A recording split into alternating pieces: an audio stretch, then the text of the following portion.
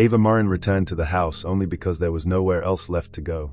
After her father's sudden death, the small, weather-worn home at the edge of Ashgrove Hollow became her responsibility. Its creaking floors, its peeling wallpaper, its memories she had spent a lifetime trying to outrun. The moment she stepped inside, the air felt heavier than she remembered. Not dusty, not old, but watchful, as if the walls recognized her before she recognized them. She dropped her suitcase in the hallway, and the sound echoed in a way that made her chest tighten. This place had always held too many silences. Now, it felt like it held breath. That first night, Ava tried to convince herself that exhaustion distorted everything. She unpacked a few clothes, made tea, and wandered through the dimly lit rooms. Each space still carried the ghosts of her childhood, scattered toys and memories, her mother's strict footsteps, her father's attempts to keep peace. But it was the hallway outside her old bedroom that made her pause. The air there was colder, sharper. The door moved, very slightly, but enough to make her freeze. Then came the sound, a violent bang, as if someone had slammed a door down the corridor. Ava's breath caught. She was alone, wasn't she? She stepped closer, her heart thudding in her throat. Another noise followed, a soft, frantic whisper, a woman's voice, familiar yet distorted, like memory dragged through broken glass. Ava, stop exaggerating. Nothing happened. She staggered backward. That voice, its tone, its bite, she hadn't heard it in 10 years. But she knew it, even in the dark, even through time. Her mother. Ava pressed her hands to her ears, but the whisper was inside her head, behind her ribs, in the shadows of the hall. The house settled again, though she couldn't shake the sensation that something had moved closer to her, something she couldn't name. She retreated to her childhood bedroom, trying to laugh it off. Old houses make noises. Grief makes you imagine things. But logic shattered a moment later. A tiny, trembling voice, high, fragile, unmistakably a child, echoed from behind the closet door. Please, don't leave me alone in here. Ava froze completely. The room spun. Her throat burned with a fear she hadn't felt since she was 7 years old. She whispered into the dark, "Who's there?" Silence. Heavy. Absolute. Like the house was holding its breath again. Ava backed away, her pulse trembling beneath her skin. Maybe it was grief. Maybe it was fatigue. Maybe, just maybe, the house was replaying the sounds of a past she had buried so deeply that even she no longer trusted her own memory. But one thought kept returning as she crawled into bed, pulling the blanket to her chin like a child. This house remembers more than I do. And as she lay awake staring at the cracking ceiling, she knew with chilling certainty that sleep wouldn't come. Not tonight. Maybe not for a while. Because the house wasn't done speaking. Not yet. And in the morning, she would discover the first thing that would prove it. Ava barely slept. By morning, every sound in the house felt sharper, more intrusive. The creak of the stairs, the hum of the refrigerator, even the distant rumble of passing cars. Everything seemed amplified, as if the house were leaning closer, trying to listen to her thoughts. She tried to distract herself by opening boxes her father had left behind. Most were filled with old tax documents, tools, family photos she wasn't ready to look at. But in the bottom drawer of his worn wooden desk, she found a small cardboard showbox, taped shut and marked with a fading black pen. AM, training.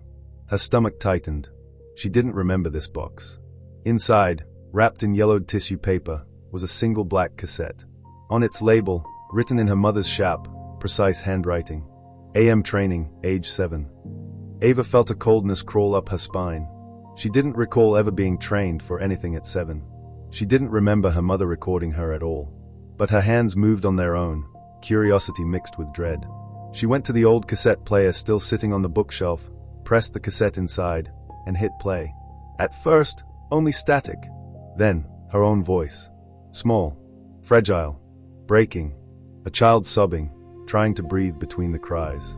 And then, her mother. Cold, controlled. A tone so sharp it felt like a blade sliding under Ava's skin. Calm down. If I can't hear your tears, then they don't exist. Ava staggered backward. It was her mother exactly as she remembered, emotionless, clinical, a woman who believed silence was strength and vulnerability was failure. But hearing that voice now, directed at her 7-year-old self, made Ava's chest constrict. She pressed stop, but the house didn't stop. As night draped itself over the windows, the house grew impossibly quiet again. Ava left the cassette on the table and tried to distract herself with a hot shower, then a book, then music, anything to drown out the echo of that recording. But just past midnight, it began. A faint whisper, so soft she thought it was the wind. Then clearer, sharper, a woman's voice, hushed, irritated, cutting through the dark like ice. "Stop crying. You're making a scene." Ava froze. The whisper wasn't coming from the cassette. It wasn't coming from the hallway. It was coming from inside her bedroom. Her breath shook as she stepped toward the sound. The air felt colder with every step, as if the temperature were dropping only around her. Then came the second voice. Higher, younger, her own, but years earlier. A panicked child's plea. "Please, please don't close the door. I'll be quiet." Ava's knees buckled.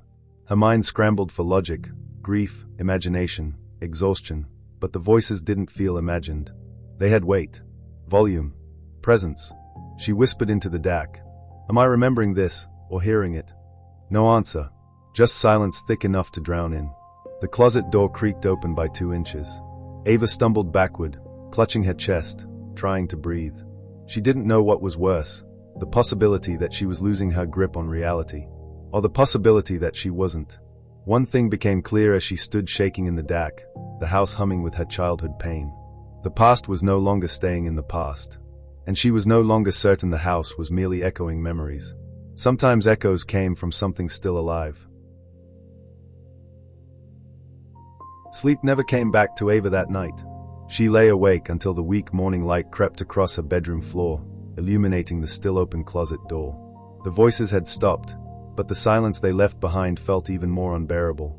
Like the house was waiting for her to understand something she had refused to face. But the realization didn't come from the house. It came from her own mind, one memory rising like smoke from a long-dead fire.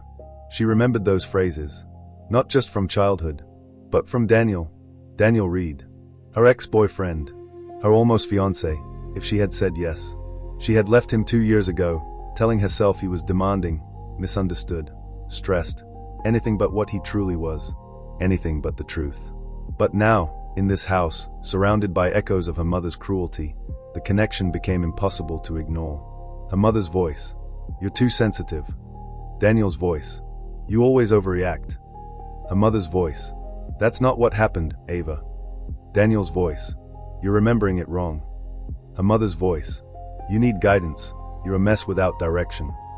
Daniel's voice, "I just want to help you make better decisions." It was the same script, 2 different mouths, but the same poison. Ava pressed her palms to her face, realizing with a sharp ache that she never escaped the patterns of her childhood. She simply traded one manipulator for another who recognized the familiar cracks in her self-esteem and slid right into them. She sat at the edge of the bed, trembling as the truth settled over her. The house wasn't only showing her the past, it was showing her what the past had done to her. And then, as if summoned by the thought, she heard a knock on the front door. 3 short taps. Calm, controlled, familiar. Ava's heart lurched. She shouldn't have opened the door. She knew she shouldn't. But she did. And there he stood. Daniel. His expression soft, almost apologetic, though she knew that gentleness was just packaging, a velvet sleeve around something much harsher. He said he was worried, that he heard about her father, that he wanted to be there for her. The air shifted. The same suffocating pressure she had felt as a child around her mother wrapped itself around her lungs. She stepped aside reluctantly, letting him in. His eyes scanned the hallway, the living room, the half-open doors, as if assessing, claiming, owning. Everything about his presence felt wrong. Too real. Too close. And that was when the fracture between past and present split open inside her. Her mother's voice whispered from somewhere deep within the walls. "Don't make a scene." Daniel repeated, almost on cue. "Let's not overcomplicate things, Ava." Her chest tightened. Her vision blurred at the edges. Was her mother's voice memory? Or hallucination?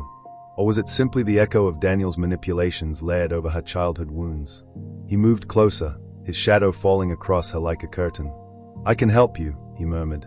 The same line her mother used whenever she twisted the truth to fit her version of reality. Ava stepped back, trembling. The floor creaked beneath her. And in that moment she understood. Daniel wasn't just a reminder of her mother. He was the unfinished chapter she had avoided writing. The embodiment of every lesson this house was forcing her to confront. And as he stood there, watching her with that familiar, cold patience. Ava felt it. The past and present snapping together like two pieces of a trap. The house wasn't haunted. She was. And Daniel was the living ghost she had brought with her. Daniel's presence lingered long after he left the house. Ava could still feel the imprint of his shadow on the floorboards, still hear the soft, poisonous cadence of his voice weaving itself into the silence. Even after she locked the door behind him, she sensed something shifting inside the house, like his arrival had stirred something deeply buried. As the evening settled in, Ava walked down the hallway, her fingertips grazing the faded wallpaper. She tried to steady her breathing, but the house hummed with a nervous energy that made her skin prickle. It was then she noticed it, a door she didn't remember ever being there. It stood at the very end of the hallway, narrow and pale, the paint slightly blistered, as if it had been sealed for years. She stopped in front of it, her heart pounding in her throat. She reached for the knob, expecting it to give way easily. It didn't. The door was locked. Ava frowned. This house didn't have locked interior rooms, or at least, that's what she had always believed. She pushed harder. The knob refused to budge. Something inside her chest tugged, an instinctive fear that felt strangely familiar, like her body recognized this door even if her memory didn't. After several minutes of wrestling with the lock, she stormed into the garage, grabbed a rusted chisel and hammer, and returned. Her hands shook violently as she wedged the chisel between the frame and the door. The first pound of the hammer echoed like a scream through the hallway. The second felt like cracking bone. By the third, the door broke open with a sharp crack, swinging inward.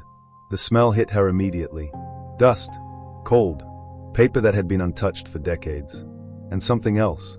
Something metallic, like the aftertaste of fear. The room was small. Windowless. The air felt wrong, stagnant, too heavy to breathe. On the far wall was a low wooden table. Papers scattered across it like fallen leaves. Ava moved closer. And froze. Children's drawings. Dozens of them. Some were innocent. Stick figures holding hands. Houses with bright suns, childish scribbles.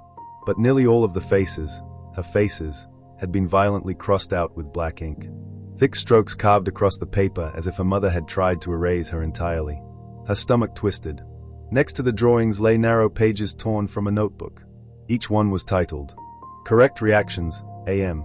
A list followed, cold, clinical. A no crying. A no back talk. A no questions. A stand still when corrected. Emotions equals weakness. A mother knows best. Ava covered her mouth as nausea surged through her.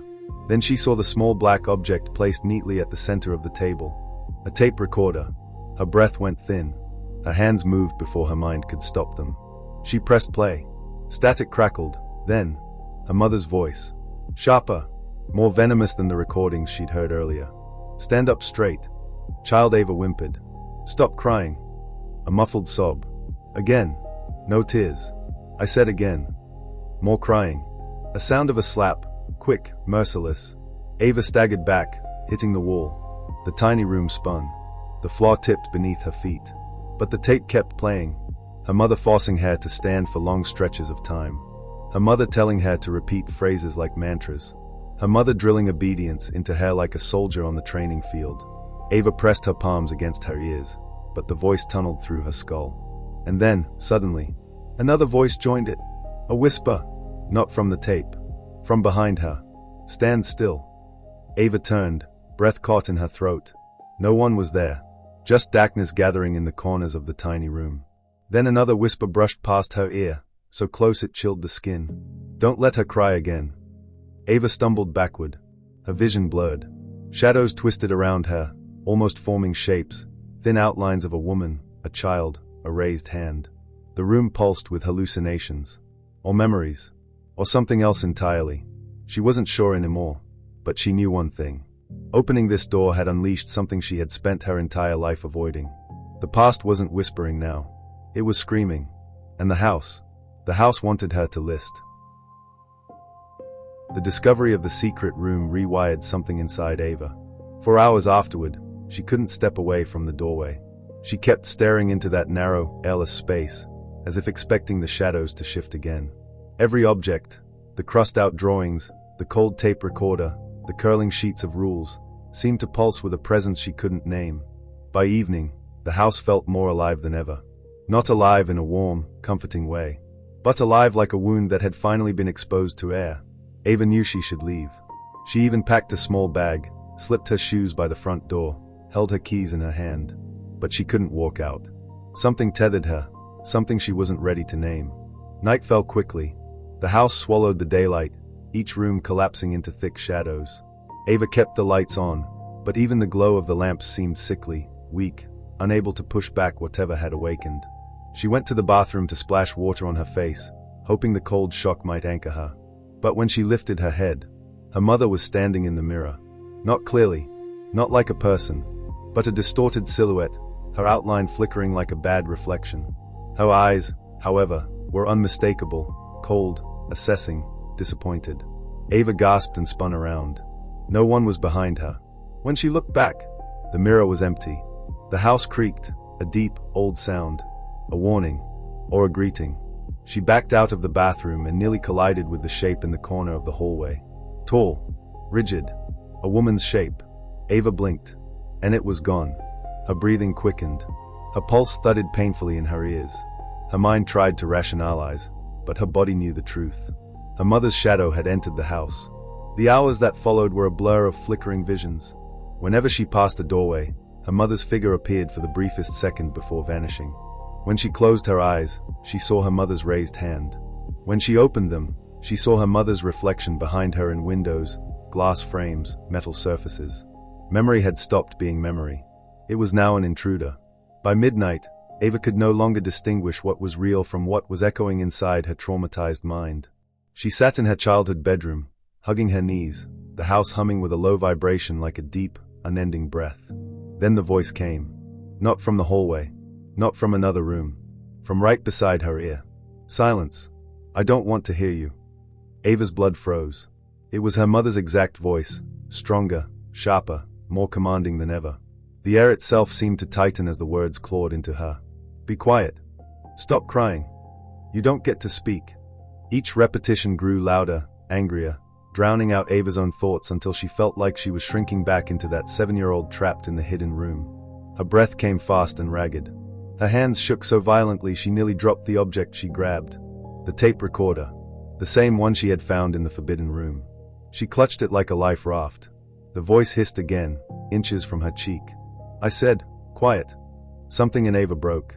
Not in the way it had broken as a child, but in a way that finally splintered the silencing command that had ruled her entire life. Her fingers slammed down on the record button. The red light blinked. Ava lifted her head. Her voice trembled. But it was her own. Not this time.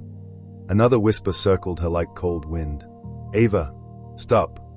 Her throat tightened, but she forced the words out anyway. No, you don't get to silence me anymore. The shadows in the room seemed to recall. Ava held the recorder to her mouth, tears slipping silently down her face, not in fear this time, but in defiance. I'm speaking now. The house responded. A long, splitting creak echoed through the hallway, as though the very structure recoiled from her rebellion. And for the first time since she arrived, the voices fell silent. Not gone, listening, because Ava had spoken, and the past had been forced to hear. The house stayed unnervingly silent after Ava spoke into the recorder. Not peaceful, never peaceful, but silent in a way that felt like the walls were waiting to see what she would do next. For the first time since returning, Ava didn't feel swallowed by the house. She felt watched, measured, as if something inside the old structure had shifted, acknowledging the moment she confronted the voice that had haunted her entire life. But one thing still gnawed at her. Was any of this real? Were the visions part of the trauma, or was the house truly echoing her childhood? Were the memories accurate, or distorted the way her mother always insisted? She needed an anchor, someone who knew the truth. And only one person fit that description. Mrs. Hargrove. The old woman who lived next door had been their neighbor since before Ava was born. She was sharp-eyed, quiet, and always seemed to know more than she said. Growing up, Ava often saw her watching from her porch, present but distant, like a guardian who wasn't allowed to intervene. Ava hadn't spoken to her since returning, but tonight, she didn't have a choice. She threw on her coat and stepped outside. The night air felt cleaner than the suffocating atmosphere in the house, but the chill sank deep into her bones. Mrs. Hargrove answered the door almost instantly, as if expecting her. Ava Murrin, she said softly, a mix of surprise and something more fragile. pity, perhaps, shifting across her wrinkled face. You look just like your mother did, when she was frightened. Ava's stomach clenched. Can I come in?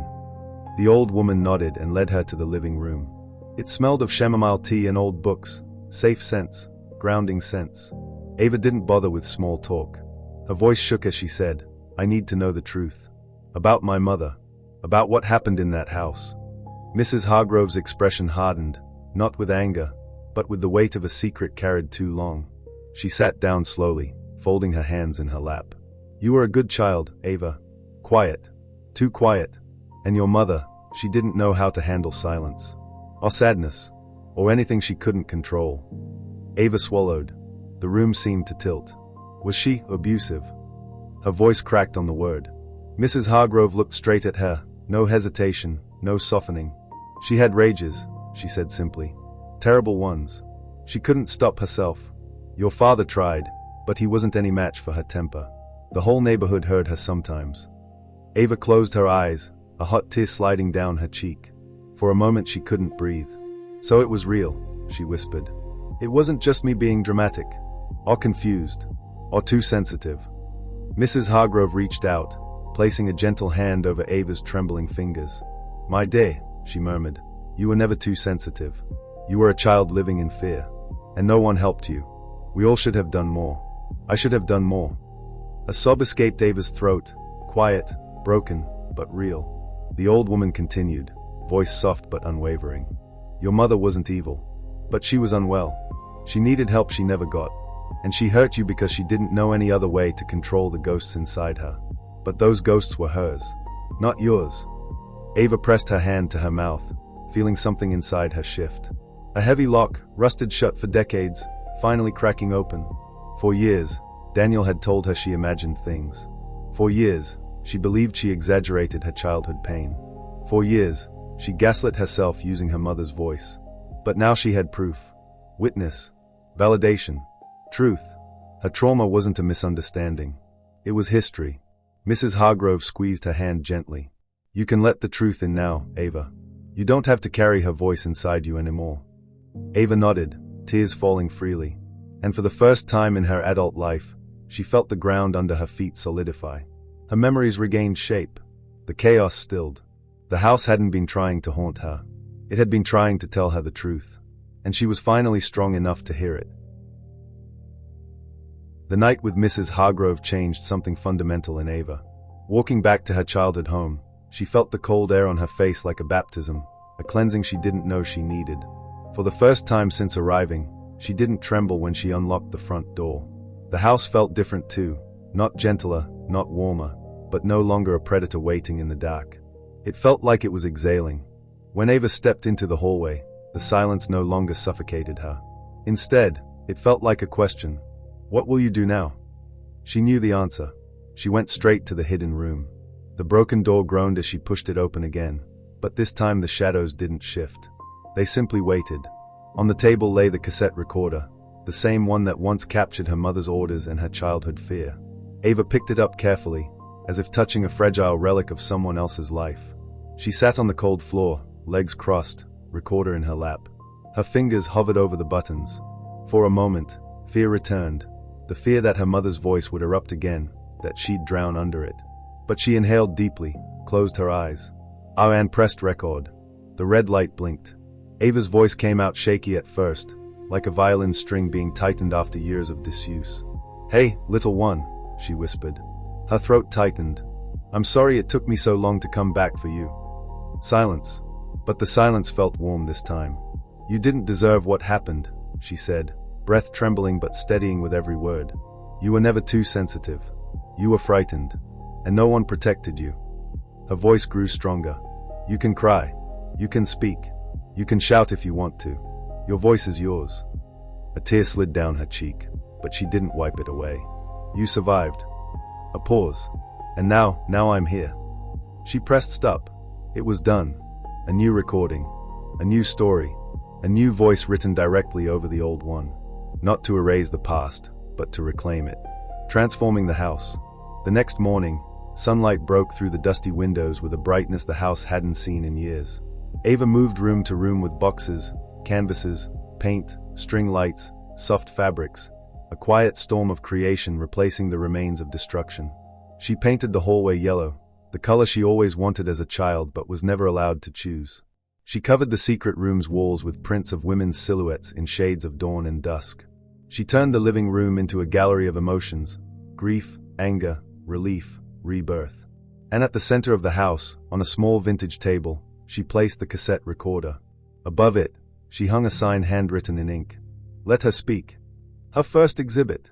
People came, neighbors, artists, strangers, survivors who saw her story in newspapers or online.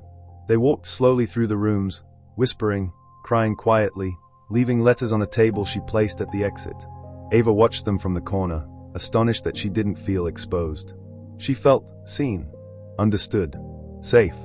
For the first time in her life, she wasn't hiding behind silence. She was opening doors. And the house, once a cage, had become a sanctuary. Her sanctuary. By evening, as the last guests left, Ava stood in the center of the living room. The tape recorder glowed softly under the warm lights, her recording still inside. She pressed play. Her own voice filled the space, older, wiser, steady. A promise to the girl she once was. And the house didn't creak, didn't whisper, didn't breathe. It simply listened. Finally. The evening after her exhibition, the house felt strangely weightless, as if someone had cut the strings that kept it tethered to old memories. The air was still, almost reverent, and the light faded slowly through the windows, brushing the walls with the soft colors of dusk. Ava walked through each room one last time: the yellow hallway, the transformed living room, the secret room that no longer frightened her.